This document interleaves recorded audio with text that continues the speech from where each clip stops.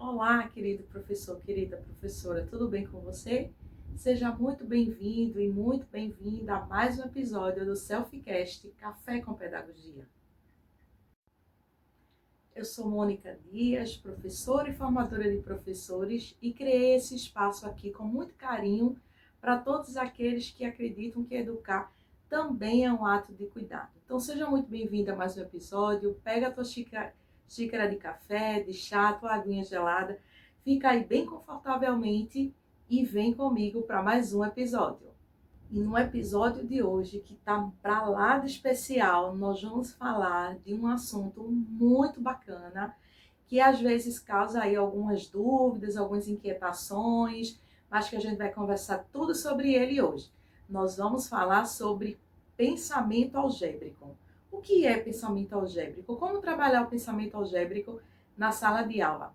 E olha, eu já vou te dizendo, o pensamento algébrico está muito presente, muito mais do que nós imaginamos nas nossas salas de aula, nas falas dos estudantes. Então vem com a gente que o episódio de hoje está muito especial. Mas vamos logo de pílula pedagógica da semana. Mas, afinal, o que é pensamento algébrico? Calma. Antes de começar a pensar em um monte de números, de letras, de equações, vamos entender o que é pensamento algébrico. Pensamento algébrico significa perceber relações, antecipar comportamentos e identificar regularidades. E sabe quando isso acontece com a maior força, com a maior potência? Na infância. É por isso que às vezes a gente vê os estudantes dizendo: ah, professor, então se eu contar de 2 em 2 eu encontro o próximo número. Ah, professor, então depois dessas 3 imagens vem sempre uma imagem vermelha. Depois dessas 3 figuras vem sempre a figura de um lápis. Então, esse tipo de fala é uma das evidências de que o estudante está ali expondo o seu pensamento algébrico diante daquela atividade. E esse tipo de pensamento nasce das pequenas observações que as crianças fazem sobre o mundo. E a nossa atenção a essas falas, a esses posicionamentos dos estudantes é muito importante para que a gente possa fazer intervenções intencionais em prol de criar um ambiente que favoreça o desenvolvimento ou fortalecimento desse pensamento algébrico. E no História de Sala de Aula de hoje, eu vou contar para vocês uma experiência de um relato de uma professora em uma formação. Ela dizia para a gente que sempre passava atividades de sequência para os estudantes. E uma certa vez, uma aluna disse assim: ah, professora, então eu nem preciso contar. É só pular de tanto e tanto número que eu encontro o próximo número. E aí a professora disse: olha, no momento parecia uma fala bem espontânea, mas depois, lendo, aprofundando e pensando com mais atenção, na verdade aquela aluna ela estava pensando algebricamente. E aí, gente, essa professora me disse uma das coisas mais lindas que eu já ouvi. Ela disse: ah, eu cheguei então, Mônica, à conclusão de que o pensamento algébrico não começa com equações, mas ela inicia na escuta atenta à fala dos estudantes. O pensamento algébrico se inicia no raciocínio e no pensamento do aluno. Mas aí eu imagino que alguns de vocês estejam pensando o seguinte: mas Mônica, como é então que eu posso favorecer, que atividade, o que é que eu posso fazer na minha sala de aula para trabalhar o desenvolvimento do pensamento algébrico? Principalmente nos anos iniciais, onde o foco geralmente são as operações, a resolução de problemas. Então, o que é que eu posso lançar a mão, que estratégias e ferramentas eu posso utilizar com objetivo no pensamento algébrico? Problematizar. Essa é a resposta que eu daria para você. É exercitar a escuta intencional, a escuta atenta ao posicionamento dos estudantes, para que você possa mediar e intervir com essa intencionalidade. Então, fazer perguntas, fazer questionamentos, propor atividades, como por exemplo, se a gente pensar no primeiro ano, vou exemplificar o primeiro ano.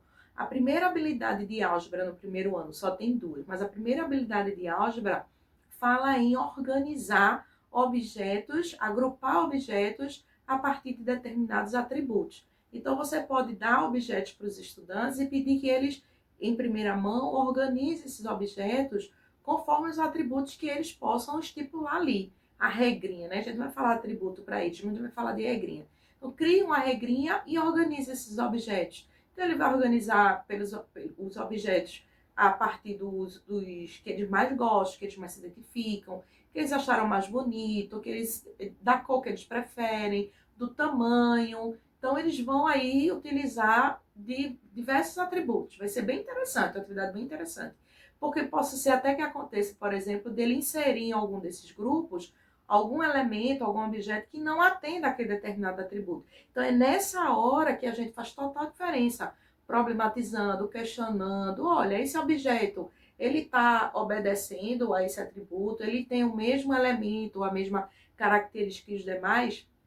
Uma outra fase seria com esses mesmos objetos ou outros objetos, o professor determinar um atributo igual para todos os estudantes, né? Olha, todo mundo agora vai organizar os objetos conforme o tamanho, ou de acordo com a forma, ou de acordo com a cor. E aí você vai questionando o estudante. Isso é um exemplo simples, pensando, por exemplo, nessa habilidade do primeiro ano. Então, quanto mais questionamentos forem feitos, quando a gente fala em pensamento algébrico, gente, a gente não fala em formalidade, em formalização, né? Em equação, em atividades repetitivas, né? Cansativas, mas em problematizar situações que elevem o estudante a lançar a mão do pensamento na direção do pensamento algébrico. E o delta dessa semana é um convite à escuta ativa. É um exercício simples, mas muito poderoso. O exercício dessa semana, o delta dessa semana, é você ficar atento à fala ou ao registro de 3 estudantes durante as aulas de matemática, que esses registros, ou essas falas, né, falas que evidenciem o pensamento que o estudante esteja mobilizando o pensamento algébrico. Então, você faz esse registro, traz aqui e coloca aqui nos comentários para que a gente possa ampliar essa discussão, ou registra nas suas redes sociais e nos marcam para que a gente faça aí essa mobilização e essa movimentação nessa comunidade bacana de professores pedagogos em torno dos saberes matemáticos.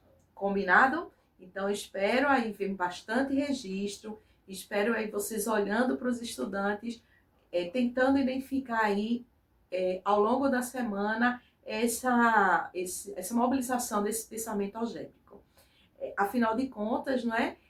Fazer essa observação e essa escuta atenta e sensível nos ajuda bastante a aprimorar a nossa prática e a nossa intervenção enquanto professores. Combinado? E assim chegamos ao final de mais um episódio do Selfcast Café com Pedagogia. Foi um prazer ter você aqui conosco. Contamos com você na próxima semana. Também te peço que possa compartilhar com outros colegas para que eles também possam vir aqui e fazer parte dessa comunidade bacana. Então, muito obrigada e até o próximo episódio Selfcast Café com Pedagogia.